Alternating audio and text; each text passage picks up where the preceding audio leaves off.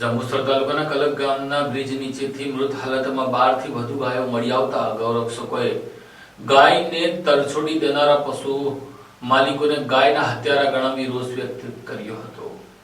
જંબુસર તાલુકાના કલક ગામના બ્રિજ નીચે 12 થી વધુ ગાય રહસ્યમય રીતે મૃત હાલતમાં મળી આવી હતી, જે અંગે સ્થાનિક લોકોએ ગૌરક્ષકોને જાણ કરી હતી। ગૌરક્ષકો દ્વારા સ્થળ પર તપાસ હાથ ધરતા ગૌવંશના મૃતદેહો મળી આવ્યા હતા। તેમાં કેટલીક ગાયો એવી હતી જે અઠવાડિયાથી સારવાર હેઠળ હતી, તો બીજી તરફ સૌથી વધુ વાછરડાના મૃતદેહો મળ્યા હોવાની પણ માહિતી છે। ગૌરક્ષકોએ રોષપૂર્વક આક્ષેપ કર્યો છે કે કેટલાક પશુપાલકો માત્ર ધંધાદારી હેતુસર ગાયોને દૂધ માટે ઉપયોગ કરે છે, પરંતુ જ્યારે સારવાર કરવાની જરૂર પડે ત્યારે આ ગાયોને છોડી દેવામાં આવે છે। તેઓ વધુમાં જણાવ્યું હતું કે આ ગાયોને ગૌરક્ષકો દ્વારા સારવાર આપવામાં આવે છે, પરંતુ ત્યારબાદ માલિકો તેમની કાળજી નથી રાખતા, જેને તેઓ એક પ્રકારની ગૌ હત્યા ગણાવી છે। હાલ ગૌરક્ષકો દ્વારા સ્થળ પરથી મળેલા તમામ મૃતદેહોનો નિકાલ કરવાની પ્રક્રિયા હાથ ધરવામાં આવી છે અને ગૌવંશના મોત પાછળનું કારણ જાણવાના પ્રયાસો શરૂ કરવામાં આવ્યા છે।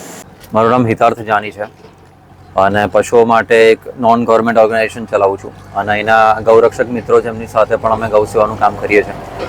અમને જાણ મળી હતી કે એક ગૌ માતાને જીવિત અવસ્થામાં અને ઘાયલ અવસ્થામાં અહીંયા કલકનો જે પુલ છે ત્યાં નાખવામાં આવ્યા હતા અને પછી જ્યારે ગૌરક્ષકોને ખબર પડી કે એ જ ગૌ માતાની 3 દિવસ સુધી ટ્રીટમેન્ટ કરાવવામાં આવી હતી, પગની ખરીની ઈજા હતી।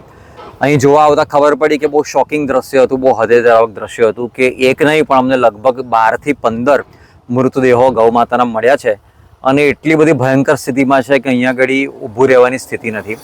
કોથળાઓ ભરી ભરીને અહીંયા આગળ જે નાના કાફ છે, નાના બચ્ચાઓ છે, એમને નાખવામાં આવ્યા છે, એમની ડેડ બોડીઓ છે।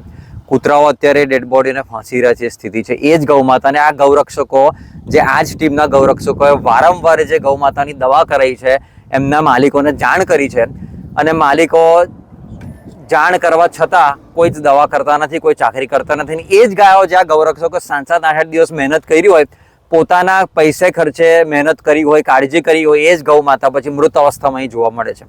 એટલે બહુ ગંભીર સ્થિતિ છે, બહુ ગંભીર બેદરકારી નહીં કહું આને, આ એક જઘન્ય ગુનો છે અને એક રીતના બેદરકારી ના કહી શકાય, આને તો એક મર્ડર કહી શકાય।